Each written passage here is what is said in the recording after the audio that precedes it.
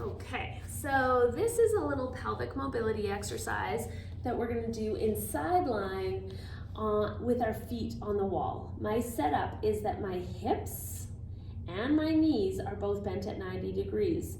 I want to check to see the position of my torso. I want to make sure my ribs are back and lining up with my pelvis, so I don't have a massive arch in my low back, but I'm also not rounded too much. So set yourself up there. Give yourself a little support underneath the head and neck so that everything stays pretty happy in this upper body. Some might even want a thin blanket or pillow underneath the side of the waist so that if they feel like they're really kind of slumping to the side, so you could kind of lift that bottom side of the waist and stick a little something in there as well. So then the exercise we're after is a little hip shift motion, but we're going to also add a little work in the hip, in the outer hip muscles here as well. So my feet are on the wall. My feet are even, and even though I've got this awkward trim, I'm gonna feel this top foot, the ball of the big toe and the inside of the heel all staying in contact with the wall, or in my case, the trim. As I move into this motion, you may want to exaggerate the top legs motion and pull the foot away. Don't do that. Keep the foot in contact with the wall, despite the fact that we're going to lift this top knee. So the first thing I'm going to do is I'm going to lift this top knee, not super high. I just want to see if I can line the knee up with the hip. So the thigh bone ends up roughly parallel with the floor. And then from here, I'm just going to maintain that parallel thigh bone as I start to slide it forward. The feet stay still. They stay totally connected with the wall. The heel stays down. This top knee is forward.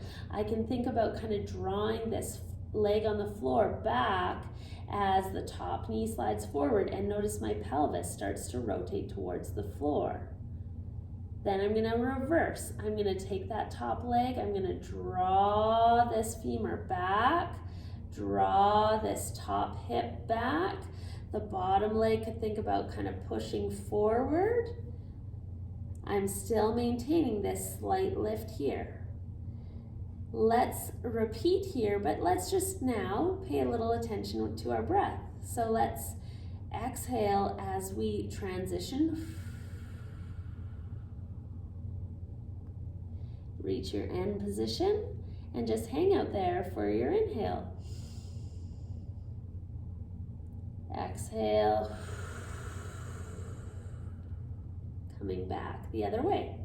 Okay, the whole time you're just fighting to not let this knee fall, not lose the contact in your foot, and you're just trying to get this sort of shifting side to side. You're going to repeat on the other side, and a lot of folks will find a totally different experience on the two sides. If you find one side is feeling much easier, or in either strength-wise, like you're not losing the height of your knee, or it just feels more coordinated, or you just feel like you have more range of motion, spend a little extra time breathing in the positions on the harder side. So take a little longer pause in those positions, take a few extra breaths, really get your body getting an extra chance to sense and feel those positions that are feeling less natural.